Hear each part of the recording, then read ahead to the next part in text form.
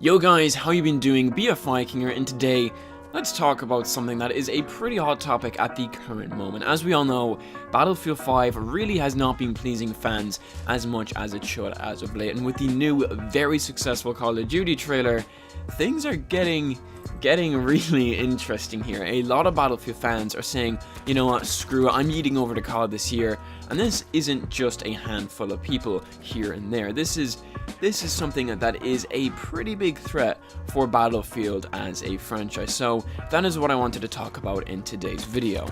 You've probably seen the title, Could COD 2019 be the end of Battlefield? And yeah, okay, I know it sounds a little bit exaggerated, but Modern Warfare has a lot of great things to offer, and it also has a lot of things that Battlefield players should have, with the first one being 100 player battles. Now, Battlefield has been known for being the large-scale battle game. It has always been that way, no matter how far back you go. Battlefield was always big, and it was always about the mixed vehicle and infantry combat. But with COD 2019, we are getting even bigger battlefields than what we usually get with Battlefield games. Now, this, out of all things, should really have EA making some very big decisions for the next Battlefield game. Whether or not it's going to be 100 players or not, I do not know that, but they're definitely going to have to do something massive with the next Battlefield.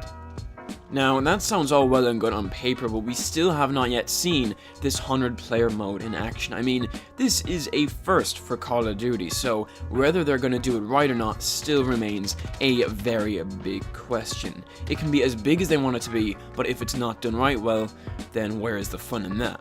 DICE has been doing this for years upon years upon years, so they pretty much know exactly how to make a good wide-scale map, whereas the Call of Duty studios really haven't had much experience with larger modes like this one. But just looking at what we already have with COD 2019, I think that it's shaping up to be a very good game, which very well could give EA and DICE a run for their money. Battlefield 5 has left a lot of people unsatisfied, and disappointed fans are sure to give Modern Warfare a go and hope that it can scratch the itch that Battlefield 5 could not.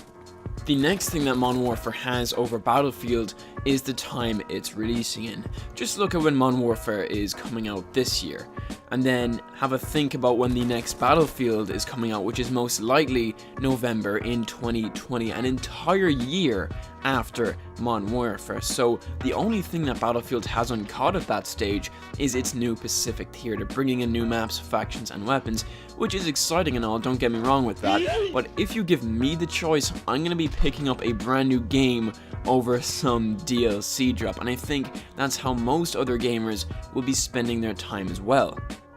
With that as well, Modern Warfare will also allow you to play with people on different platforms than your own, which, I mean, that is something just huge, and for me, I'm going to play a game with the boys over a game with myself. So let's just keep our fingers crossed that Battlefield in 2020 will have a cross-play feature, as that would be a very big comeback for DICE, and a comeback that they're very well going to need. It looks like Activision have really seized the moment here, and to be fair, they have done it very well. Everybody in the Battlefield community wants a modern day game with loads of different cool features, such as in-depth gun customization, and well, just take a look at Modern Warfare. That is exactly what we are getting with that game. Activision seen what the people wanted, and they made it happen, and that is why I could say that it could be the end of Battlefield. Not as a franchise, but I honestly have a feeling that Modern Warfare this year will be the end of Battlefield 5, as people like myself and my entire group of friends have decided that Modern Warfare just takes the cake for this year. And although we all still love Battlefield as a franchise, why would you play a game that's buggy, it's broken, and it's just not as enjoyable as another game? To me, I would rather play a game that I honestly enjoy and have fun, and a game that just works, other than playing a game that is buggy, broken, and just frustrating. Well guys, hopefully that's enough negativity in one video.